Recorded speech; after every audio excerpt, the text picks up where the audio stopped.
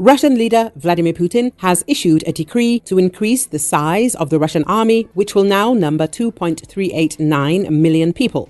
Of these, there will be 1.5 million military personnel, which means an increase in the number of Russian soldiers by 180,000. The document comes in force on December the 1st of this year. Consequently, Russia will suffer significant losses on the battlefield, and it seems that the pace of recruitment for monetary incentives is failing to meet the Russian military leadership's demand for over 30,000 soldiers per month. Ukrainian military expert Serhiy Zagurets says that this shortfall has caused a sharp increase in compensation for contract soldiers. It is known that one-time payments for signing a contract have risen to nearly 1 million rubles, which is more than $10,000. In Moscow, even up to 2 million rubles. However, in any case, the rate of collecting dead souls in Russia still does not meet the needs. Now, Russia has an extremely high number of casualties, and this decree, we can assume, is an attempt to increase the number of contract soldiers. If we are talking about increasing the size of the Russian army, these actions will bring results only in the first half of 2025, because this decree will only increase conscription. In any case, Russia does not have time to quickly provide new personnel with equipment and commanders. Therefore, it is likely to rely on a gradual increase in numbers. Ukrainian military expert Alexander Kovalenko says that Putin's decree shows the depletion of equipment reserves and the awareness of the looming crisis in 2025, but such an approach can only accelerate the collapse of the Russian armed forces. Russia does not have and will not have tanks or other armored vehicles for such a number of people. Russia doesn't have nearly that many tanks, and the Soviet army didn't even have that many armored fighting vehicles. Today, the Russian army is already facing problems with equipment which is running out in warehouses, arsenals, and storage centers where it has been stored since the Soviet era.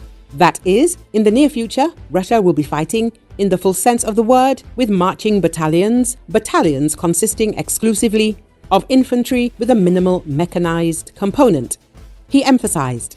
In this regard, the Ukrainian armed forces must now prepare for the fact that the positions of the Ukrainian army will be stormed by numerous human resources which must be destroyed not selectively but en masse in order to save ammunition and reduce the effectiveness of the quantitative factor, that is, cluster munitions and area effect weapons are one of the solutions to the emerging problem, he emphasizes. The same FPV drones from the precision strike category will increasingly have to become volumetrically detonating in the air over enemy groups, saturated with damaging elements distributed over an area.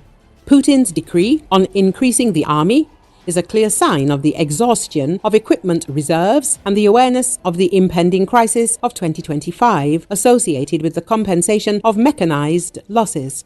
But with the right approach, the decision to fight with numbers will only accelerate the collapse of the Russian armed forces, the expert adds.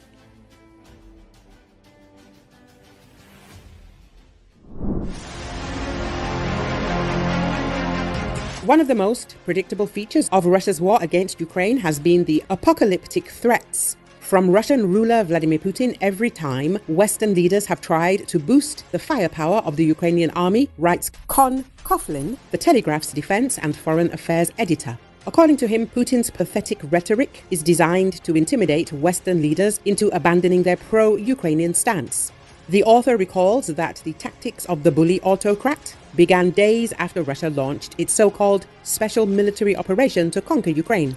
At the same time, in order to deter Western interference, Putin warned that the West would face dire consequences if it supported Ukraine's fight for freedom. He has since made numerous references to Russia's massive nuclear arsenal, typically when NATO leaders are considering ways to improve their military support, such as providing tanks and F-16 fighter jets. One of his most explicit threats came in February after French President Emmanuel Macron unilaterally proposed deploying NATO forces to the Ukrainian battlefield. Putin responded by warning that such a deployment risks a nuclear conflict and the destruction of civilization. Cohen writes, he stresses that nothing has come out of these threats, not least because China on whose support the Kremlin relies to keep the Russian economy afloat, has made it clear that it will not tolerate Moscow using any nuclear weapons. While Putin talks, Western arms shipments continue to flow into Ukraine, greatly enhancing its ability to defend itself against Russian aggression.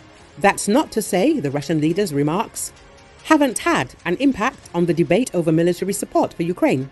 Joe Biden, in particular, has been spooked by Putin's threats and has often delayed providing vital military equipment for fear of triggering a broader escalation of the conflict, the article says. At the same time, according to the journalist, Putin has good reason to fear Ukraine's use of Western-made Storm Shadow long-range missiles to strike targets inside Russia, as they could destroy 250 Russian bases near the border that are used for almost daily attacks on Ukraine's civilian infrastructure. If the Ukrainians can consolidate their recent gains in Kursk, Putin will indeed be in trouble. So empty threats are needed again. In truth, the Russian leader desperately hopes that Donald Trump will win the presidential election in November and thereby save his own skin by brokering an agreement to end the war, hopefully one that leaves Moscow in control of large swathes of Ukrainian territory. Such an outcome would be disastrous. The window of time to press the Ukrainians' superiority is becoming increasingly narrow. Western leaders must seize the initiative and let Ukraine win this war. The author concludes, Russian leader Vladimir Putin recently threatened Britain and the United States with war in response to Ukraine's likely permission to strike Russia, a move he said would significantly change the very nature of the conflict by forcing Moscow to respond.